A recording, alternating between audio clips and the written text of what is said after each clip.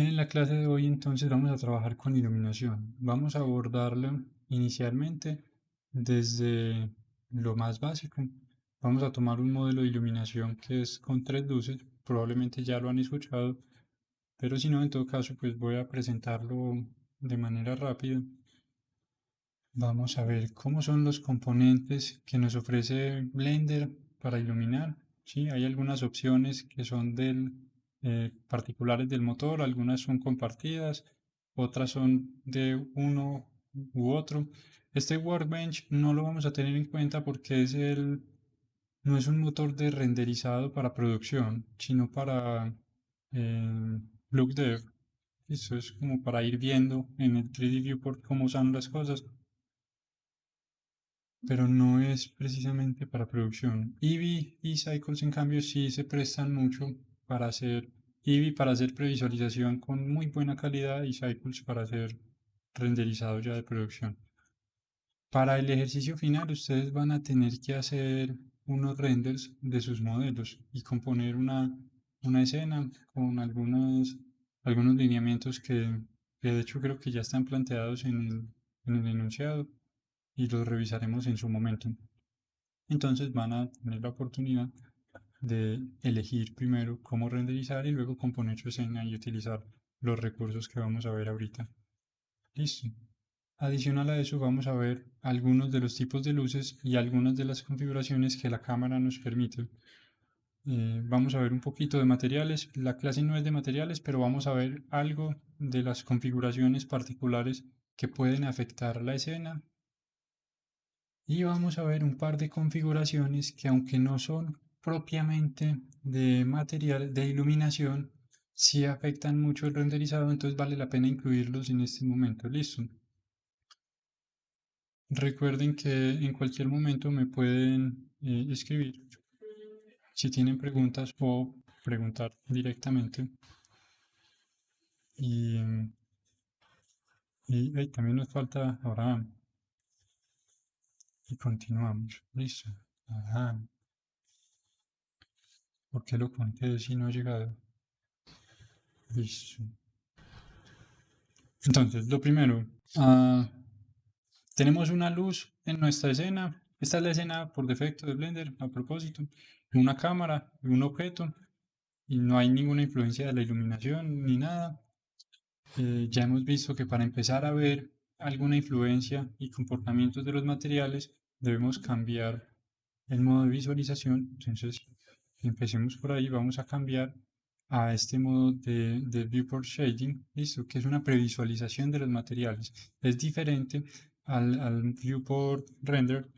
Y recuerden que pueden pasar con la tecla S entre las cuatro opciones rápidamente desde la vista 3D. Listo. Vamos a iniciar trabajando en Material Preview con Eevee inicialmente. Y de entrada vemos que no hay nada y es porque nuestro objeto no tiene sino el material por defecto. Entonces, bueno, lo podemos dejar allí por ahora. Empecemos a ver un poco las configuraciones que nos ofrecen. Primero tenemos sampling, que se refiere a las muestras y finalmente va a determinar la calidad del render, pero también va a afectar el rendimiento. ¿Eso qué quiere decir? Que si ponemos más muestras va a quedar más nítido, pero va a tomar más tiempo. Aquí una observación puntual. Es muy recurrente que una persona buscando mejorar la calidad de su render suba las muestras a valores exagerados. Si la configuración de la escena no está bien lograda, subir las muestras no va a hacer nada por mejorarla. Lo único que se va a lograr es consumir más tiempo para terminar la escena.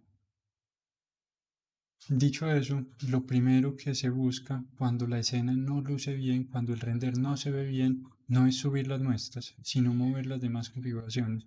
¿Listo? Generalmente los valores que Blender nos entrega por defecto trabajan bien.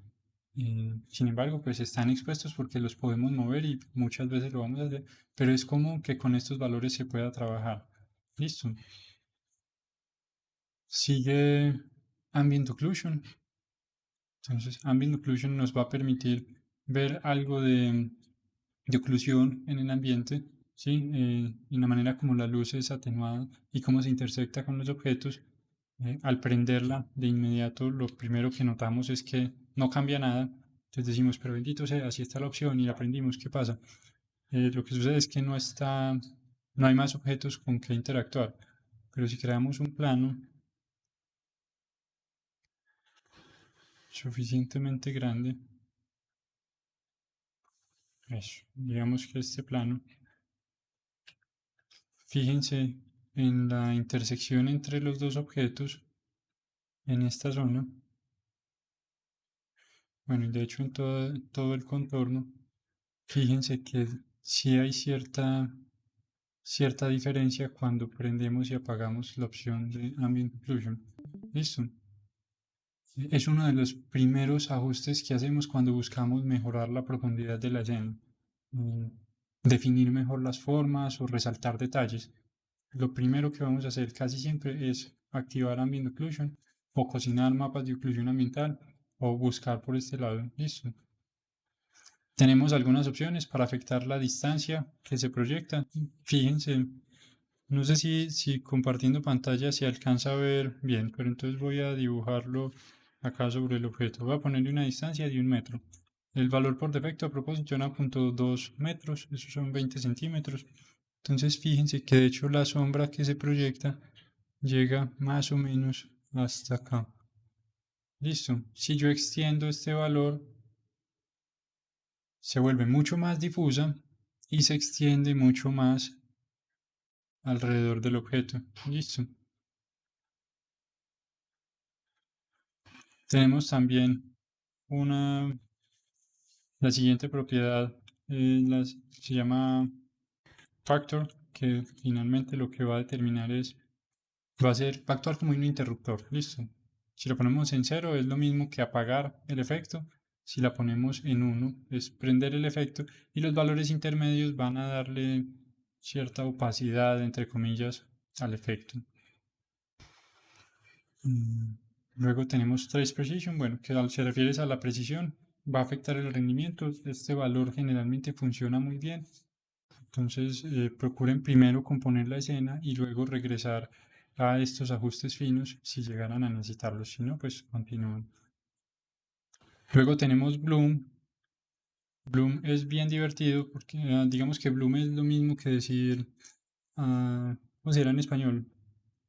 ¿Cómo le decimos al destello que emiten las luces cuando se les ve a través de un material con cierto índice de refracción? Que puede ser la neblina, el aire, nuestros ojos, cualquier cosa. Bueno, ese es el bloom. Entonces, al prender el bloom, van a pasar dos cosas. Bueno, si se fijan, en este momento con este material blanco, voy a ponerle acá este material un valor más bajito y a este le voy a poner otro material diferente.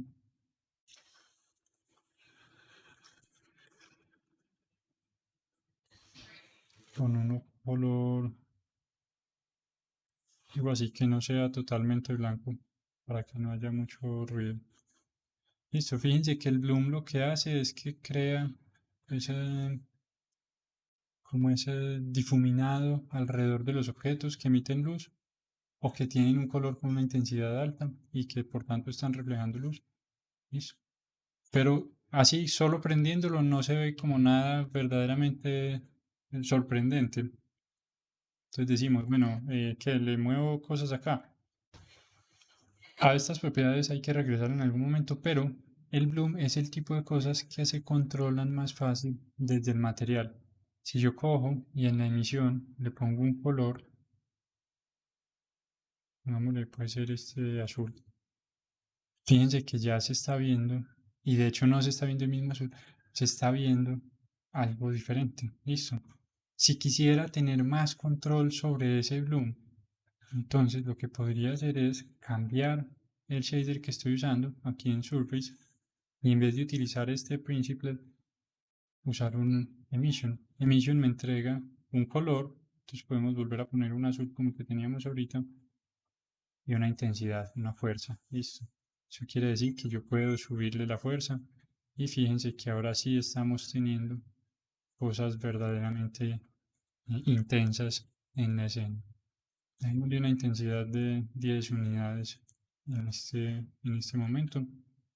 Y voy a poner esto en un color más oscuro.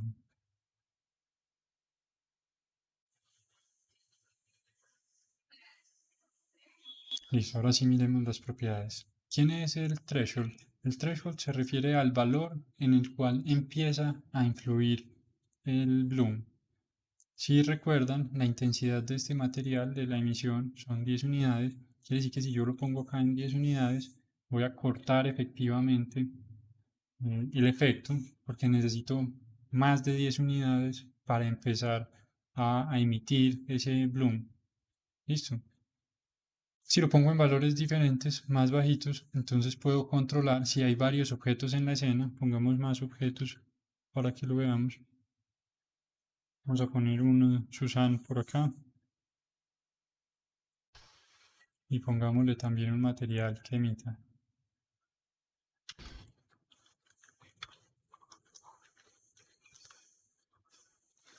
Listo, lo mismo, voy a cambiar por un emission.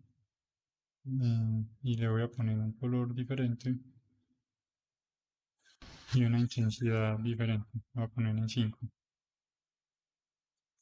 Entonces yo podría controlar qué tanto afecta a cada uno subiendo este threshold, que es como el borde en donde el efecto empieza a tener, a tener alguna acción sobre lo demás.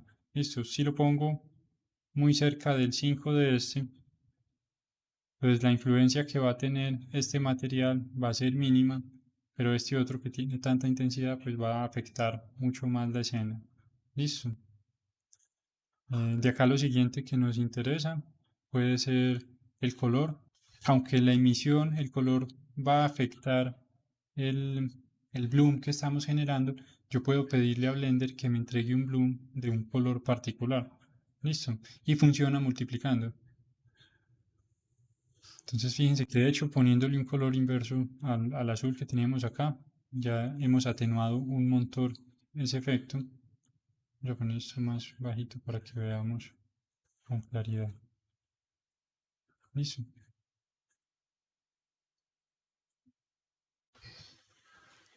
Entonces podemos teñir ese bloom con algún color. La intensidad se va a referir de nuevo a la intensidad del efecto. Listo, esta intensidad es global, es de todo el efecto del bloom en la escena.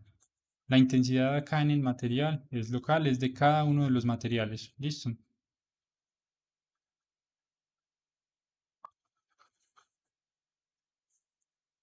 Y clamp se refiere a que en dónde cortar que suceda. Si ponemos cualquier valor diferente a cero, estamos diciéndole en dónde dejar de tener acción. Listo. Entonces, threshold nos dice dónde inicia y clamp nos dice hasta dónde puede llegar. Vale. Luego sigue Depth of Field. Me lo voy a saltar por ahora. En un momento vamos a regresar. Algo importante que hay que notar desde ya es que este no tiene prácticamente ninguna propiedad, solo un max size que en todo caso no dice mucho eso como para qué sirve.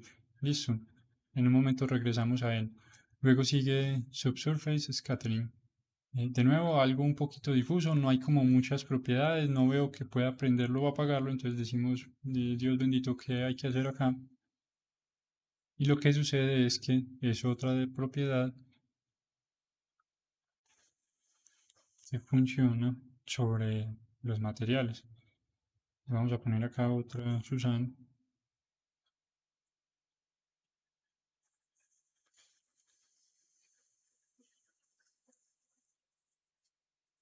Listo. Y a Susan, a la segunda Susan, vamos a ponerle otro material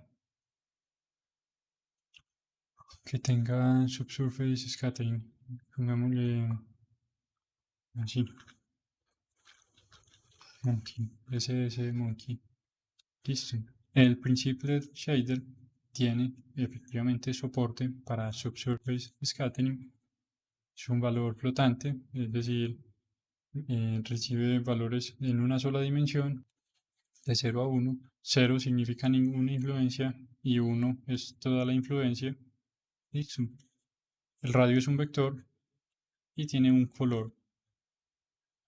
Si se mueve el color, pues van a ir viendo cómo afecta el asunto. Pongámosle dos colores diferentes para que lo veamos. Sin embargo, no tiene como mucha... Acerquémoslo a la luz. No se ve como mucho que está sucediendo allí.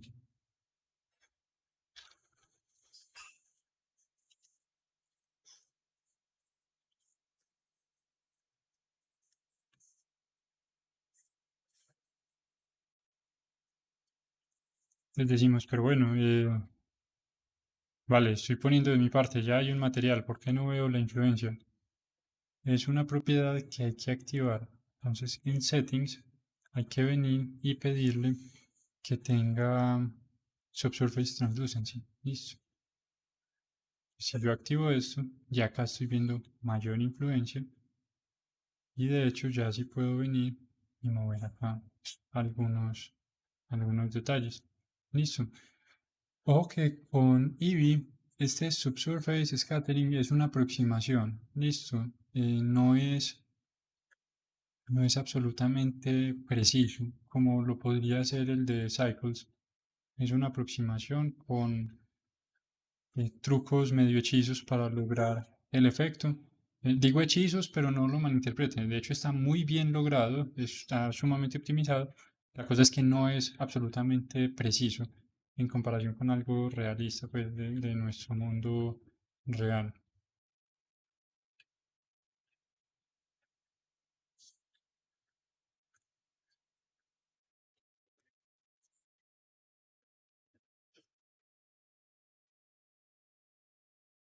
Listo, pero fíjense que de hecho, moviendo acá. Bueno, este de los pases lo vemos luego cuando veamos renderizar. Pero fíjense que ya acá sí puedo tener influencia de este subsurface scattering. Fíjense el efecto que tiene. Si lo apago y si lo prendo, fíjense cómo da un aspecto mucho más orgánico, como el que tendría de pronto una vela o la piel de una criatura o una persona. Luego sigue Screen Space Reflections. Vamos a hacer lo siguiente. Prendamos Screen Space Reflections. Fíjense el material que tenemos del suelo. En el momento en que prendemos Screen Space Reflections, fíjense cómo de inmediato empieza a reflejar esos materiales. Listo. Tiene algunas propiedades que nos permiten cambiar las características del reflejo. Es un efecto costoso, a propósito, costoso en términos del rendimiento que requiere. Entonces, en este particularmente, si llegaran a necesitar mover esto, háganlo con prudencia. Los valores por defecto en general funcionan bien. Si lo tuvieran que mover, háganlo de a pocos, porque de verdad este sí es un efecto costoso. No como para no usarlo, sino para usarlo con precaución. Listo. De acá nos interesa sobre todo esta propiedad, refraction. Leemos otro de Susan y veamos qué es esa refracción.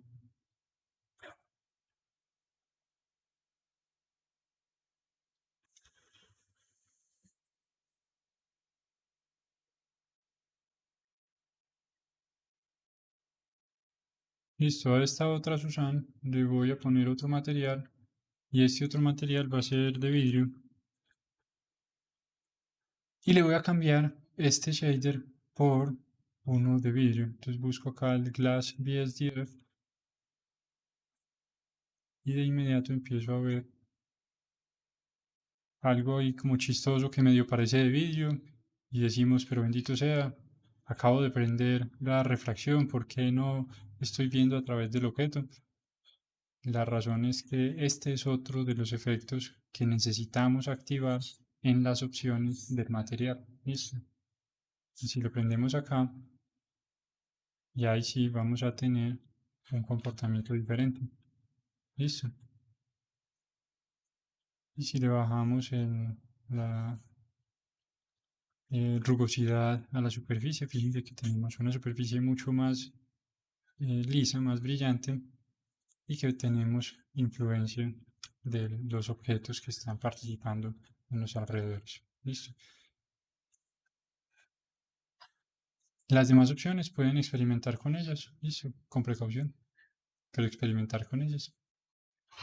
Sigue Motion Blur. Vamos a ir apagando cosas acá para que no se vaya a tostar en algún momento el computador. Sigue Motion Blur, listo. Y este Motion Blur, ahora sí vamos a tocar este Depth of Field. Fíjense en este momento, si yo prendo Motion Blur, que no estoy viendo nada, y es como, bueno, ¿con quién hay que hablar? Ya lo prendimos, ¿qué necesitamos que pase? Bueno, necesitamos que haya movimiento.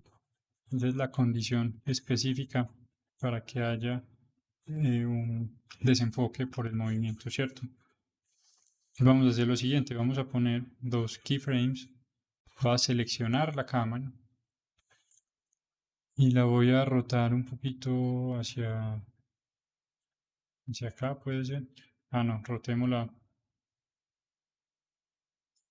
acá, que está la otra keyframe.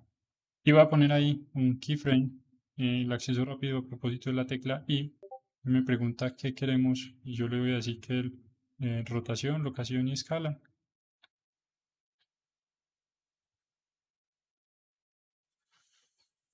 Y si venimos al frame 10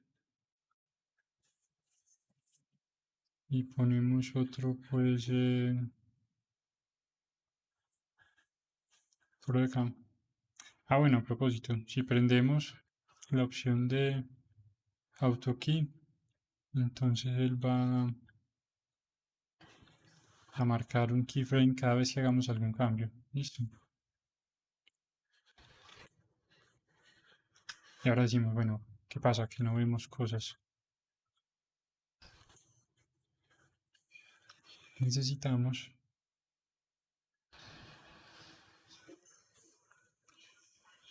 pedirle, de hecho sí lo deberíamos hacer en ese momento. Un momento.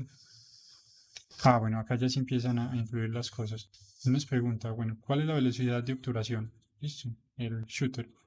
Y esto va a determinar qué tanta influencia vamos a tener en ese movimiento. En valores bajitos vamos a tener muy poca influencia, en valores altos, y creo que este se presta para subir, vamos a tener más influencia, y por alguna razón no lo está mostrando.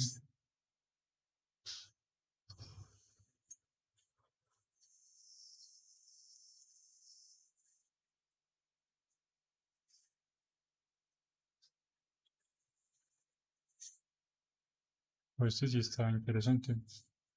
Debería funcionar solo prendiéndolo. Está bien interesante el asunto.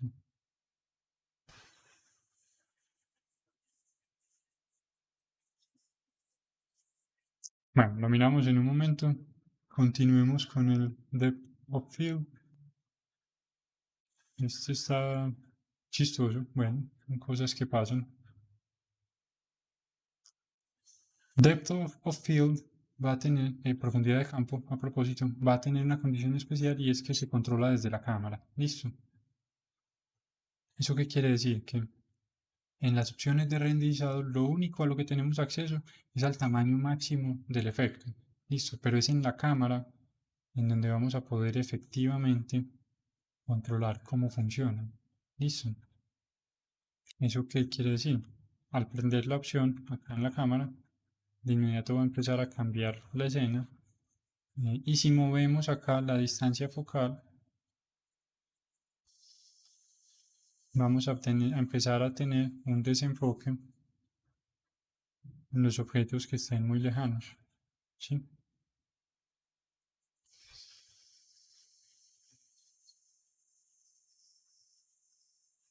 Digámoslo así, algo exagerado. A propósito, objetos lejanos o muy cercanos, todo lo que esté fuera del foco. ¿Listo? Y fíjense que si cambiamos acá este valor, entonces vamos a limitar qué tanto se desplaza el efecto. ¿Listo? Esa es la única propiedad que podemos modificar desde acá, de las propiedades globales. Las demás las vamos a controlar acá en la cámara, como les dije hace un momento.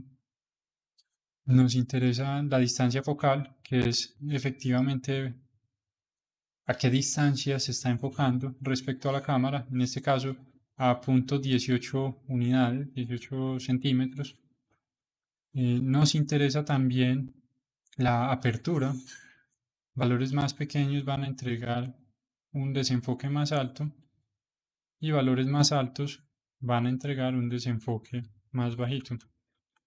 Listo. Digamos que si estuviéramos utilizando, entre comillas, bueno, y a propósito se comporta como una cámara física. Si estuviéramos utilizando un lente eh, de los tele grandísimos de 300 milímetros o algo así con aperturas grandísimas, tendríamos un efecto de este tipo. Y si estuviéramos usando uno pequeño con una apertura bien grande, como 1.4 o algo, tendríamos este otro efecto. Listo, Blades es algo del diafragma, es un efecto que nos permite simular cuántas, cuántas cuchillas tiene el diafragma. Entonces fíjense cómo afecta lo que estamos viendo. La rotación permite rotarlo y este ratio se refiere a la relación de aspecto. Listo.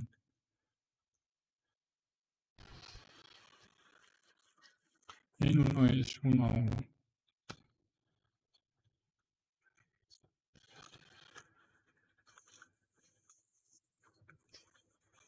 Este. Y acá sale una pregunta que sería interesante y es, bueno, listo, vale, está como bueno esto de moverlo desde acá, pero yo quiero tener control de dónde están las cosas y no tener que saber a qué distancia. Entonces en Viewport Display yo puedo pedirle que me entregue los límites y los límites de hecho son el inicio, el final y la distancia focal. ¿Listo? Entonces si yo desplazo acá la distancia focal, yo ya sé con exactitud qué es lo que estoy viendo. Y lo demás ya puede salir de foco con tranquilidad. Digamos algo así. Y ahí tendríamos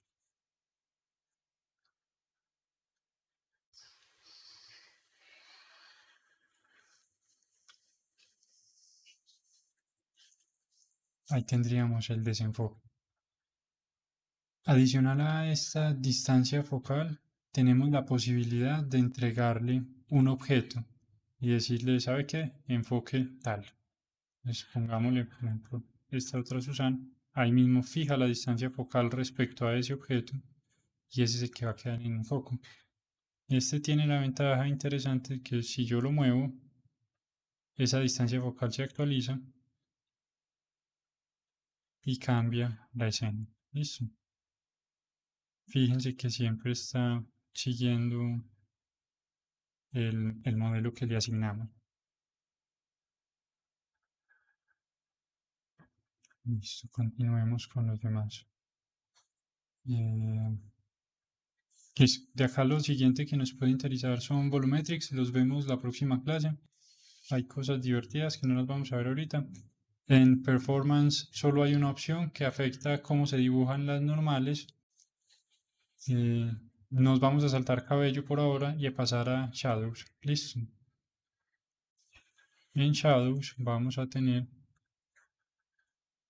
pues como dice su nombre, sombras.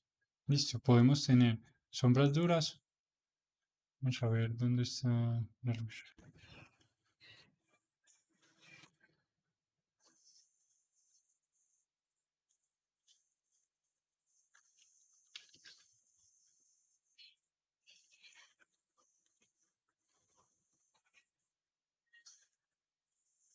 Profe, ¿esa luz que tiene es punto, área o sol? Esta es un sol,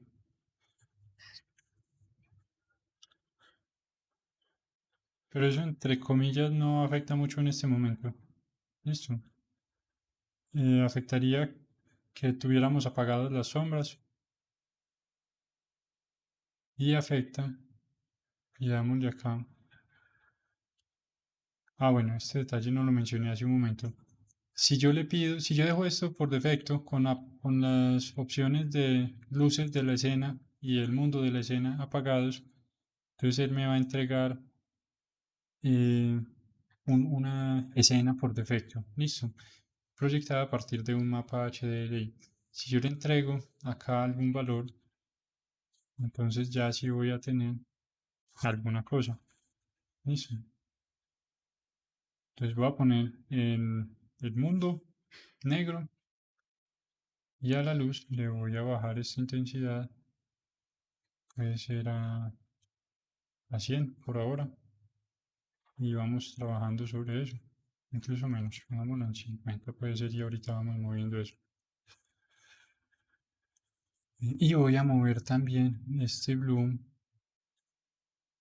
para que no me entregue este destello tan intenso alrededor de este objeto que no tendría por qué estar emitiéndolo. Eso, pongámoslo ahí. Y ahora sí miremos la opción de las sombras que mencioné hace un momento. Nos interesan sobre todo esta opción Soft Shadows. En este momento con las sombras apagadas, con Soft Shadows apagadas, vamos a tener estas sombras duras y si lo prendemos vamos a tenerlas un poco más suavizadas. Listo. ¿De dónde se controla la resolución? La controlamos de estas dos opciones. Listo. Cube Size es la resolución para las sombras proyectadas por punto, área y lámpara. Este es como un cono, ¿cierto?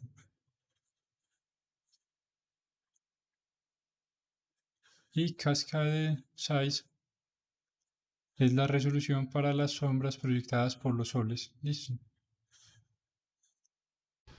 Entonces, si yo le subo esta resolución, me afecta el rendimiento, por supuesto, pero también me mejora la calidad de la sombra. Listo, la idea es jugar siempre con estos valores de manera eh, que no se sature la escena. A propósito, el material de vídeo dejó de mostrar cosas a través de fue por este Screen Space Reflections y aparte porque el fondo es negro. Eso quiere decir que si al fondo le pusiéramos alguna cosa, pongámosle una textura. Sí, de Pero eso póngale directo el Sim World ese que tiene ese modo por defecto. ¿Cuál, Felipe? ¿Sabes que pues una vaina que trae ese modo shading que es que te trae como unas vistas del exterior de por medio? Entonces puedes probar con eso. El mundo del escenario que trae ese modo de shading.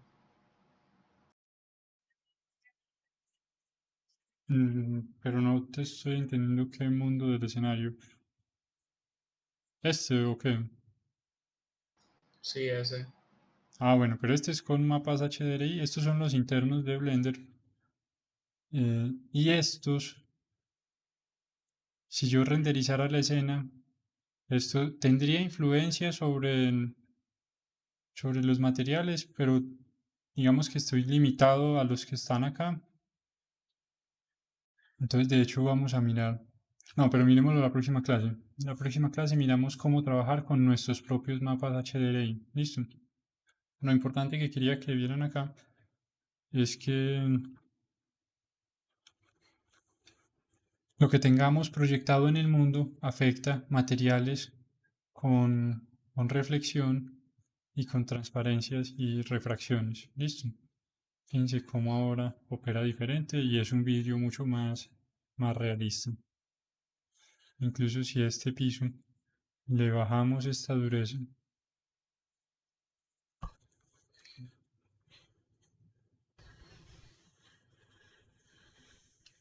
ahí tenemos ya algo un poquito más interesante.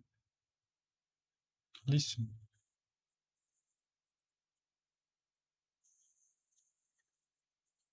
Las demás opciones las vamos a omitir por ahora, las retomamos cuando vayamos a renderizar. Esas nos van a interesar al momento de renderizar y vamos a empezar a ver ahora sí cómo sería la iluminación por 3 puntos. Listo, entonces voy a crear una escena nueva general.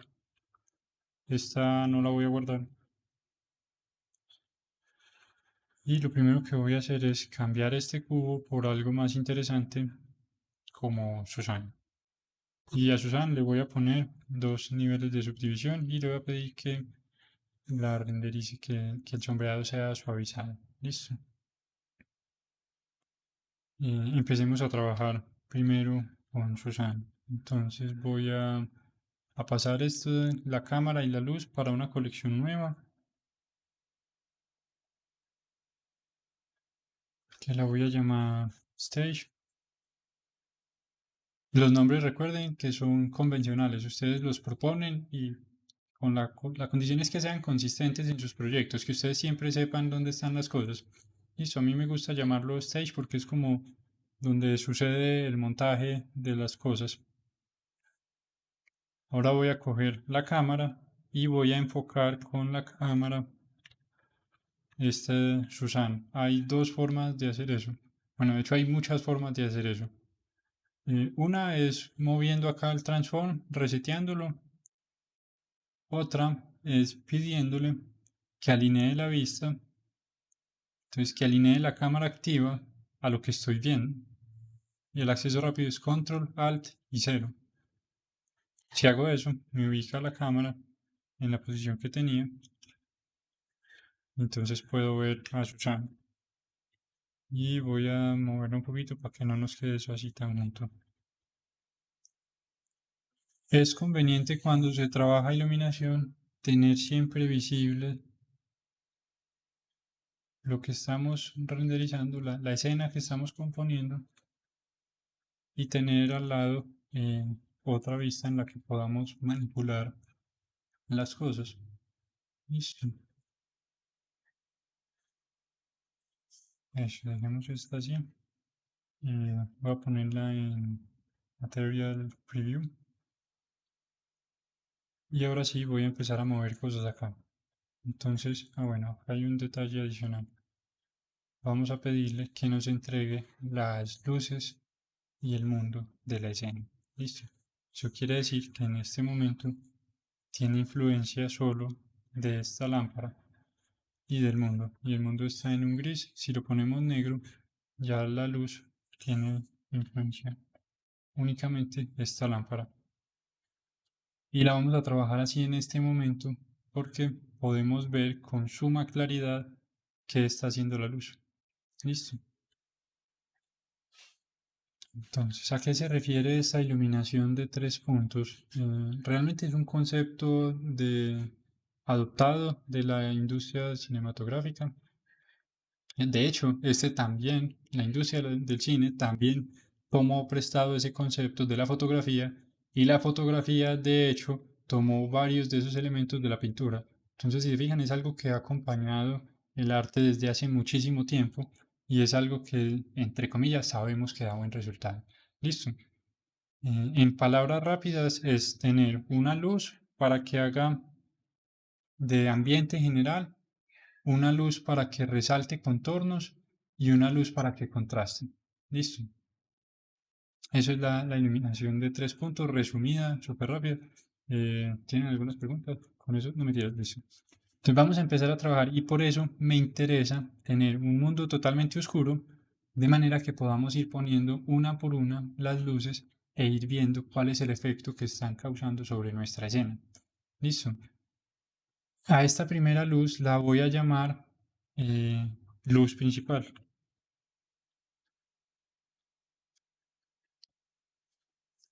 Y la luz principal puede ser del tipo que ustedes prefieran.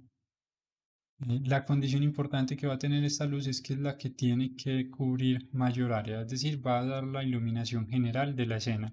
En este momento está iluminando solo una parte de Susan, quiere decir que la posición probablemente no está favoreciendo mucho, pero si la ponemos en otro lugar,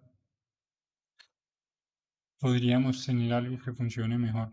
Listo, la intensidad se puede controlar con la distancia o con el parámetro que tiene para eso.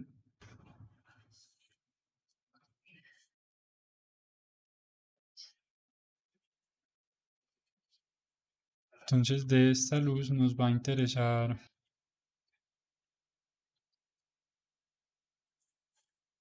que entregue una iluminación uniforme sobre todo el modelo. Listo, digamos algo así. Es sano que las luces tengan alguna influencia de color. Listo, en el mundo real prácticamente nada es totalmente blanco o totalmente negro. Bueno, el totalmente negro es más probable, pero no vamos a llegar hasta allá. Lo sabemos por sondas que están viajando ya fuera de la galaxia. Pero el totalmente blanco sí como que eso no funciona de esa manera. Entonces conviene ponerle alguna influencia de color, aunque sea pequeño, para empezar a ver cosas acá. Listo. Y con las luces vamos a empezar a jugar con la composición del color. Vamos a procurar ir componiendo de una manera razonable.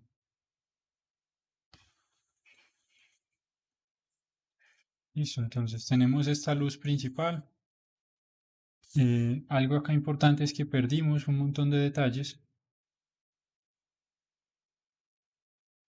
Es decir, listo, ahí se ve que es Susan, pero no tenemos detalles de la forma. Eso podría ser una decisión artística, pero en este caso no lo es. En este caso queremos ver todo el modelo. Digamos que eh, el interés de la escena en este caso sí es resaltar todos los detalles. Entonces vamos a crear otra luz. Para crear luces es igual que para crear cualquier otro objeto. Y subimos a luz y escogemos el tipo de luz. Y este es de hecho un buen momento para hablar de tipos de luces. Point se refiere a, como su nombre lo dice, a un punto en el espacio emitiendo luz de manera uniforme en todas las direcciones. Listo, imagínense un bombillo. Eso es un punto. Listo. El sol es una luz direccional. eh, es eso, es una luz que no tiene en cuenta su posición en el espacio, solo su dirección y su intensidad. Spot es para todos los efectos una lámpara. Listo, con un cono. Proyecta su luz sobre un cono. Y área es, de nuevo, como su nombre lo dice, es un área que proyecta una luz de manera determinada. Listo. En este caso voy a trabajar por ahora solo con point. Entonces esta otra luz la voy a ubicar detrás del personaje y a esta otra luz le voy a poner una intensidad mayor. Algo interesante que hay que tener en cuenta en esta jerarquía que proponemos, una luz principal, una para los contornos y una para los detalles, estamos también enunciando cuál es el orden, la intensidad que deberían tener. Listo, la luz principal generalmente va a ser la más intensa, aunque en algunos casos, como en este, puede ser la de contornos más interno, más intensa. Si yo cojo esta luz y le pongo un valor más alto y un radio más alto también, pongámosle 2 metros puede ser eso. Incluso más alto me parece que puede funcionar. Ahí está.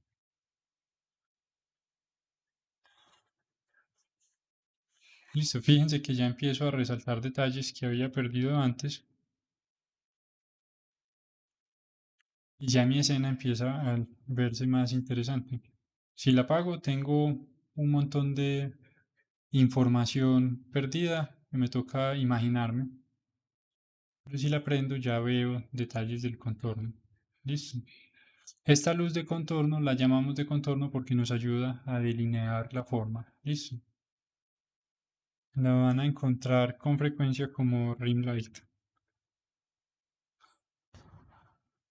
Y vamos a querer ponerle a esta también un color. Pongámosle, puede ser un naranjado o algo así.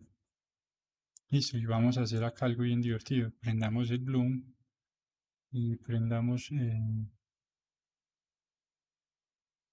Por ahora solo bloom, lo demás no hemos puesto con qué interactuar, entonces solo bloom. Listo. Porque ese bloom nos va a permitir, si ponemos acá un valor bien alto, ver reflejos interesantes en el contorno.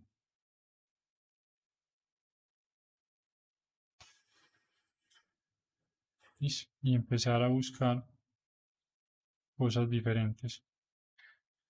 Pero en este caso lo voy a trabajar más moderado, digamos. Y el color lo quiero menos saturado y más azul por razones.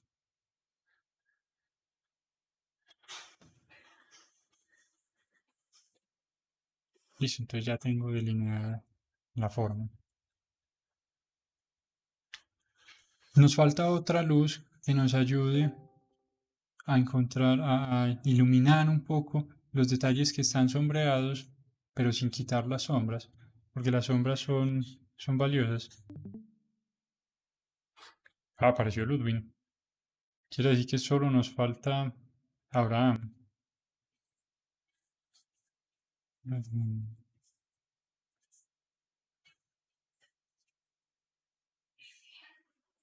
Ah, listo, la luz que nos falta, la luz de relleno. Esa luz nos va a permitir iluminar un poco los detalles más oscuros, pero sin perderlos, porque las sombras nos interesan. En algunas ocasiones, y cuando suceda será por decisión artística, se pueden dejar sombras totalmente oscuras, eso es viable. Sin embargo, muchas veces pues vamos a querer iluminarlas un poco sin quitarlas. Eso es lo que hará la luz de relleno. Entonces vamos a crear otra luz, también point. Esta la vamos a llamar fill light. Y esta luz tiene una particularidad importante. Esta luz es menos intensa que las otras. Listo.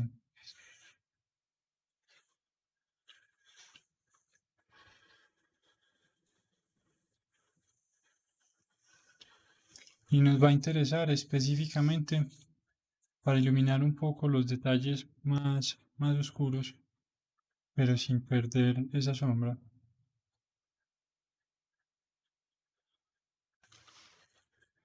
Entonces es la luz más tenue y vamos a querer que se mantenga de esa forma. Conviene también que tenga algún color.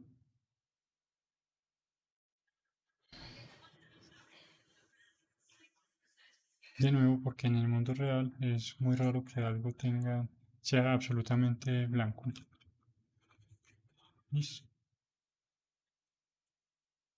Entonces fíjense cómo, no sé si se percibe bien eh, transmitiendo acá desde el computador. Pero fíjense cómo ya tenemos toda la silueta del modelo bien iluminado, los detalles principales están bien resaltados, el contorno tiene ya un detalle interesante que lo está delineando y los detalles más oscuros en todo caso los podemos identificar. Listo. Ese es el interés de la iluminación por tres puntos. Una de las aplicaciones más recurrentes que van a encontrar para esta estrategia de iluminación va a ser personajes. Incluso en videojuegos muchas veces se hace para cada personaje su propio rig de luces que lo sigan a todas partes, siguiendo estas premisas, digamos, de manera que los personajes, sobre todo los principales, siempre se vean bien iluminados. En ese caso, pues, en el de los videojuegos, se hace también pensando en que no compita con la iluminación del ambiente y que interactúen bien. Pero funciona de esta manera.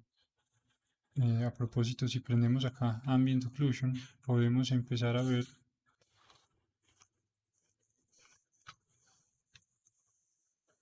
que hay detalles que se pueden delinear mejor. Listo.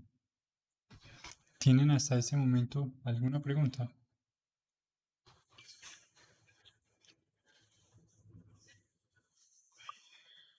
Todo en orden. Alejandra, Catalina, Felipe, Juan Manuel, Ludwig, Luisa, Néstor, Sofía. Es claro lo que hemos visto hasta este momento.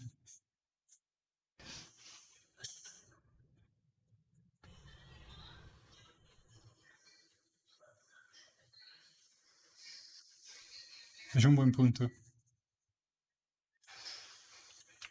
Listo, vamos a mirar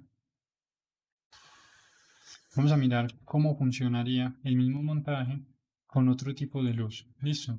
Porque, por supuesto, no siempre vamos a trabajar con luces puntuales. No siempre vamos a iluminar todo con bombillos.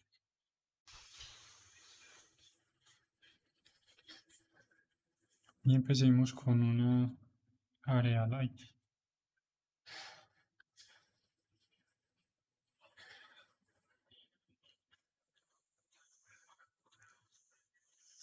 Listo. La honestidad ante todo, eso hace falta. Hasta no es, estamos moviendo lo que no es listo. Un área light, listo. ¿Qué propiedades nos interesan? ¿Tiene color? De hecho, todas las luces tienen color. Listo. Entonces, eso va a ser lo primero que vamos a cambiar. Vamos a ponerle a esto algún color. Y hagamos este como que sea más amarillo o algo así.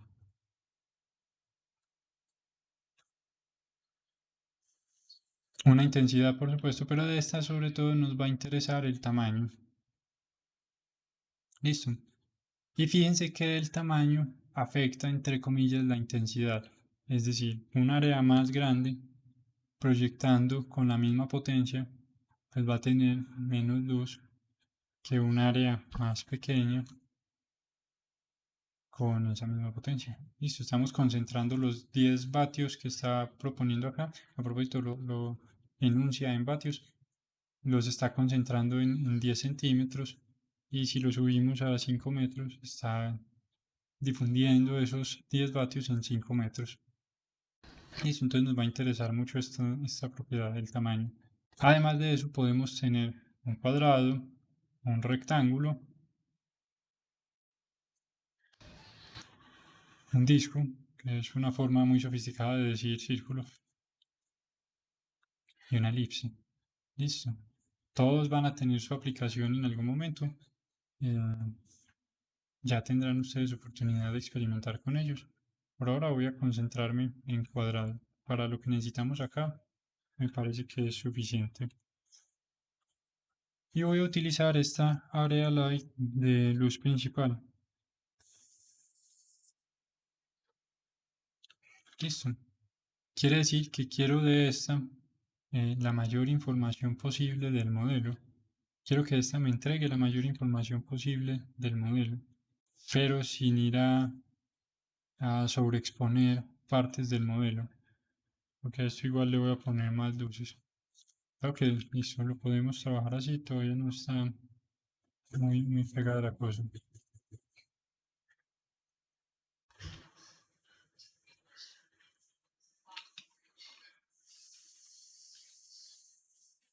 Listo, entonces tenemos la luz principal. Vamos a poner otra luz que va a ser, pongámosle una lámpara. Y esta lámpara pongámosla a definir el contorno.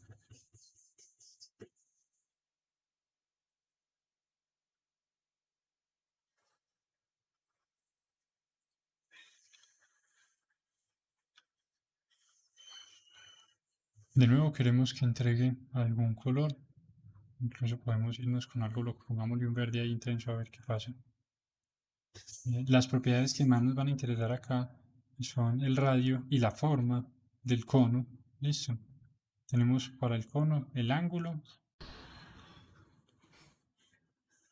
y ese blending se refiere, fíjense acá en la parte posterior, subámosle la intensidad para poder ver algo. Ahí sí. El blending se refiere a la caída que tiene alrededor. Si le ponemos un valor de 0 va a ser un borde duro. Si le ponemos un valor de 1 va a ser mucho más suavizado. Listo.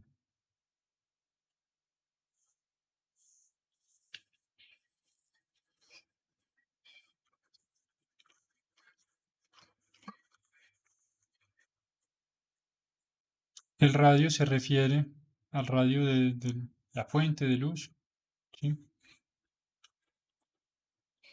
Y dentro de ese radio, a propósito, tiene más influencia.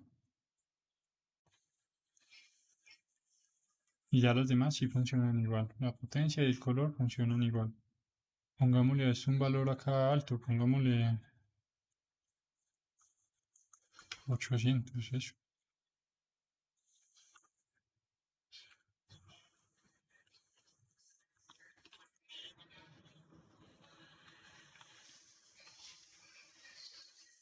Eso, algo así que bien. Se está pareciendo mucho al que hicimos ahorita, pero de otro color. Entonces no, lo voy a hacer diferente.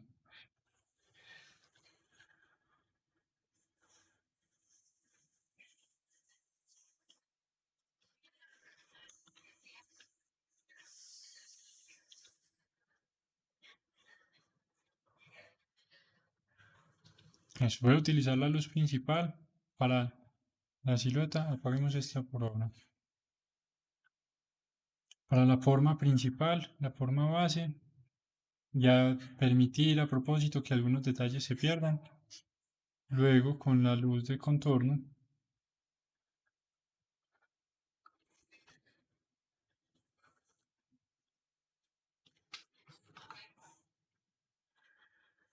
voy a delinear los detalles que me estaban faltando, los que perdí hace un momento. Algo acá importante, voy a hacer que las dos luces tengan colores opuestos. Entonces, si aquella es verde, esta debería ser como medio magenta o algo así, como un morado. Sí, por acá puede ir la cosa.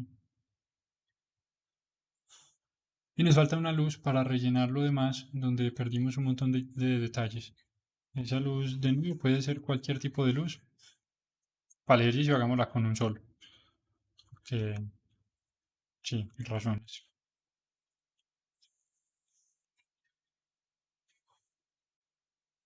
Y haciendo uso de las posibilidades del arte digital, vamos a hacer lo que, pongámosle esto algún color,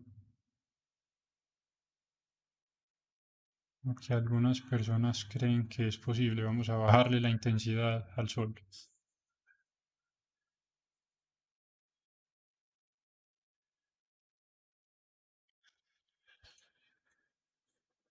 Y ahora sí a corregir el color hasta que se vea algo interesante porque ese no estaba divertido.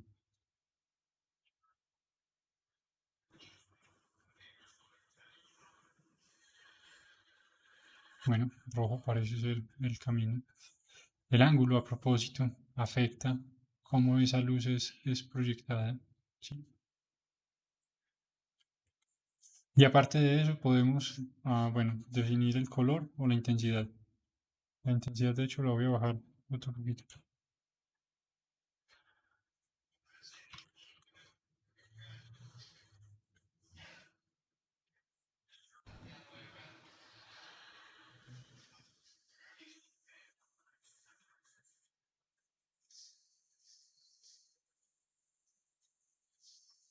Eso, algo así. Entonces, ya de una manera diferente, iluminamos otra vez a Susan, resaltando detalles diferentes. Algo acá que podríamos hacer, de hecho, para darle más dinamismo a la escena, es empezar a jugar. No todo tiene que ser de frente. Listo.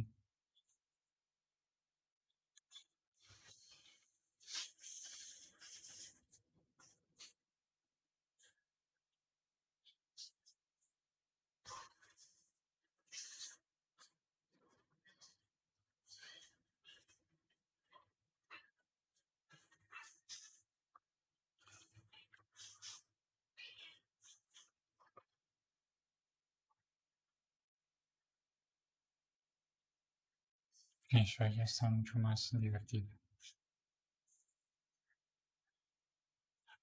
Hay preguntas hasta este momento.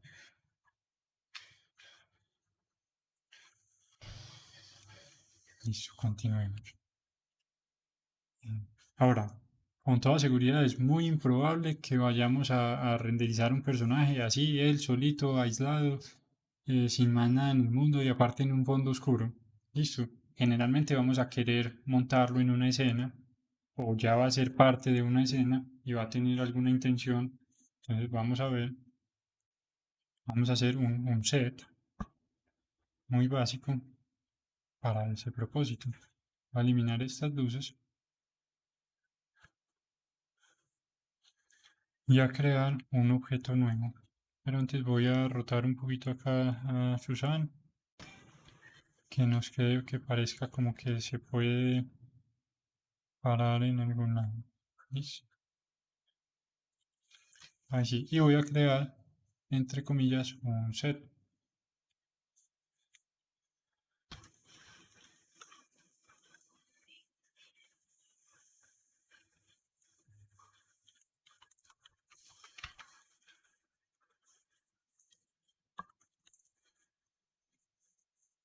Como de este tamaño.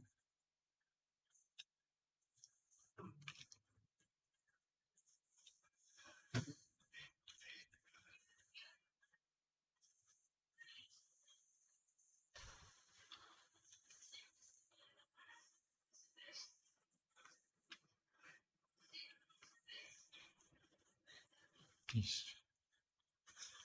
Y digamos que este plano, que a propósito queremos que se llame piso, queremos que sea una pared sin fin. Bueno, vamos a hacer acá dos cosas, de hecho. Una, asignarle un material a Susan, porque no todo al momento de renderizar, no todo van a ser materiales blancos por defecto. Van a ser materiales reales con propiedades particulares. Entonces pongámosle a esto algún material de un color bien interesante que puede ser algún azul. Es como buena idea.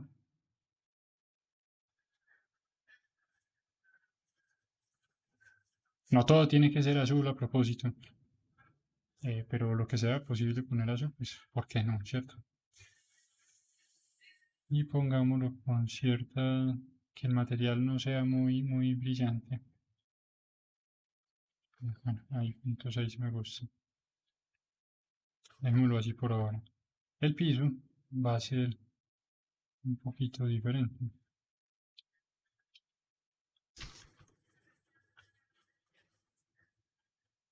Puede ser,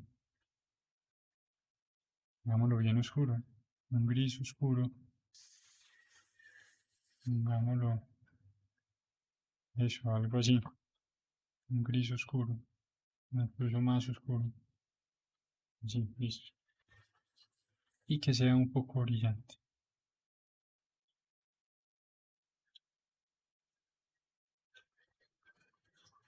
algo así.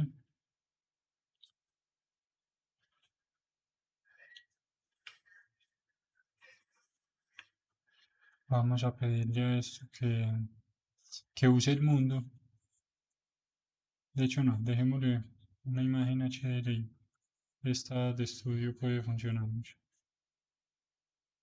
Las imágenes HDRI de Blender, a propósito, las internas, las podemos escoger dándoles clic y podemos afectar algunos valores como la rotación. Si fíjense que de inmediato, solo poniendo ese mapa HDRI, ya empiezo a tener influencia de la luz y sobre mis modelos. Entonces podemos ubicarlo, darle alguna intención, podemos modificar la intensidad y podemos ir de hecho a valores superiores a 1. Podemos mover la opacidad para renderizar con esto de fondo.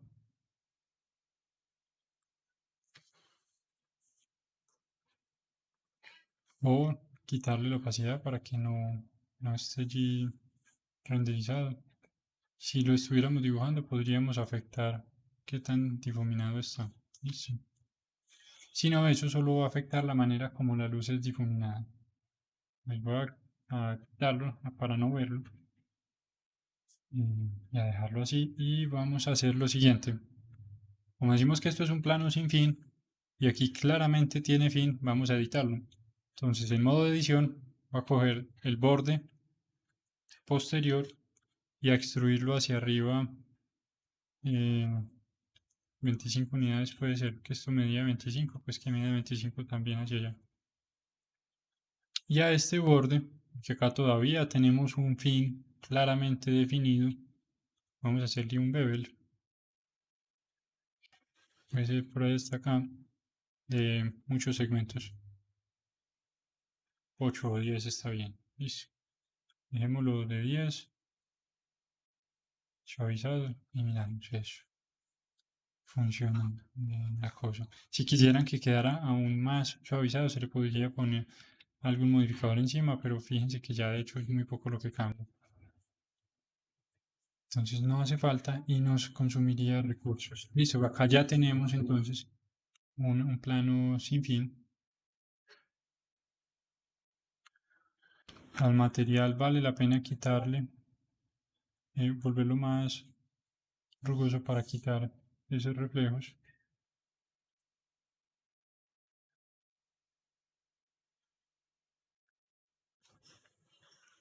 Eso.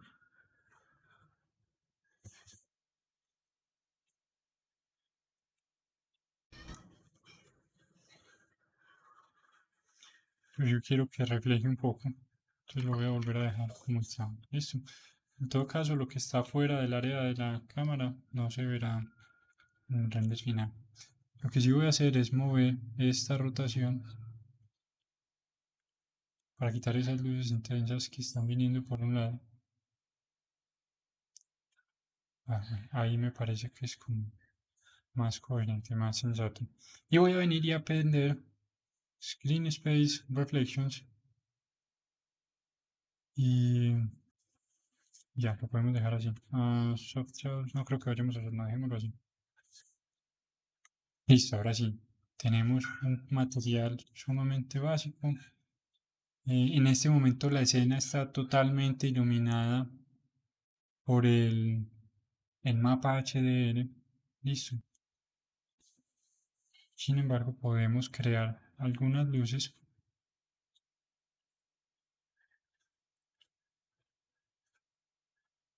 y empezar a afectar cómo se está viendo la escena.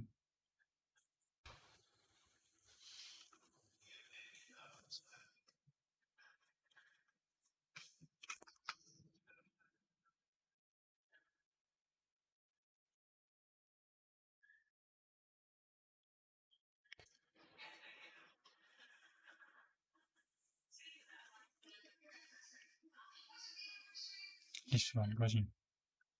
Podemos limitar algunos objetos que no los vea la luz. Pero dejemos eso para la próxima clase y lo vemos con los mapas HDRI personalizados. Por ahora, dejémoslo ahí quieto, no hay problema. En todo caso, el mapa que escogimos tiene luces planas, entonces se integra bien con la escena y continuemos. Listo. Voy a ponerle algún color, un color que le contraste.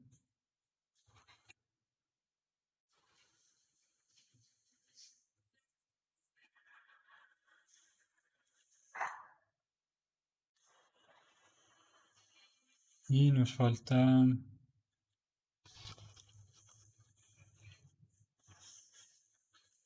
Va a rotar acá Susan, que recaiga sobre una oreja.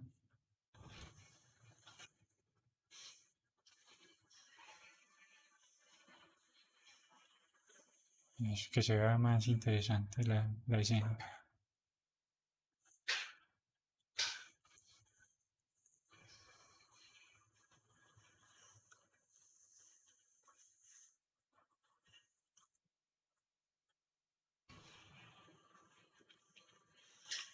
Voy a subir esta luz también. Ya no quiero verla allá abajo de esta manera.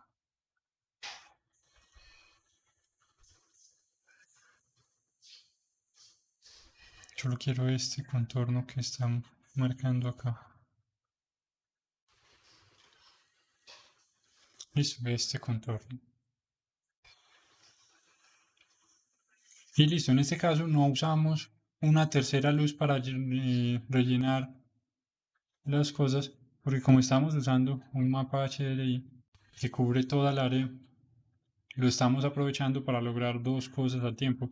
Una escena se podría iluminar totalmente con un solo mapa HDRI. De hecho, un mapa HDRI puede entregar toda esa información y se pueden combinar varios mapas para iluminar la misma escena. Eso también lo vamos a ver la próxima clase. Vamos a concentrarnos mucho en el manejo de estos mapas. Listo, que les va a ayudar mucho a renderizar sus modelos y a lograr buenos renders con relativo poco trabajo. Listo, una ventaja que tiene es que la escena va a ser consistente independiente del mapa que escojamos. Y de hecho vamos a poder iterar. Este mapa que está entregando información con más colores nos entrega algo acá más interesante. Pero esta es la ventaja principal que tiene este tipo de iluminación.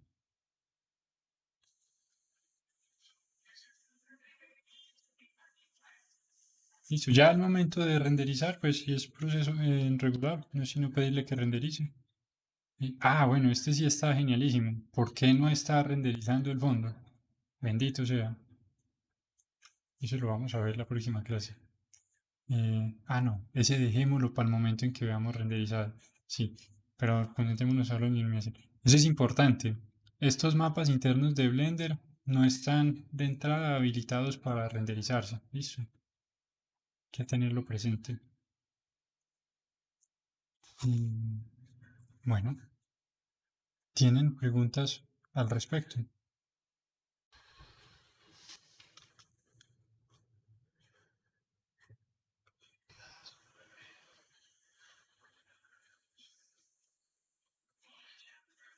Vale, entonces digamos que hasta acá la primera parte de la clase de iluminación.